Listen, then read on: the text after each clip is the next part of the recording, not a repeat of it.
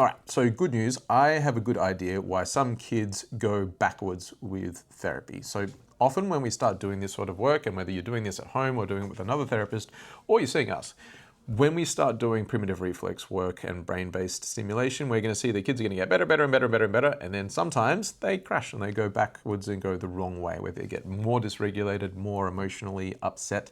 There's a few things that could go on. But anytime we do see that a kid goes backwards like this, it's not a bad thing because it gives us more information to work with. We just need to figure out what drove us in the wrong direction. Now, some therapists say, oh, it's part of the natural process. Things are going to get worse before they get better. And, pardon my French, I think that's bullshit.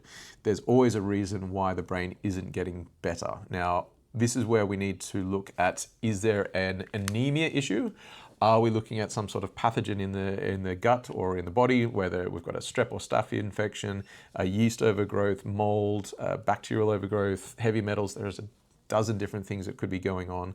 But if we are dealing with some sort of immune system issue, that as the inflammation goes up, we're going to see that brain function and behavior is going to go down. And if we can work with a good nutritionist or a good naturopath or a functional med doc, someone who can deal with the gut stuff, then we're going to see that our progress is going to go back to being quite good.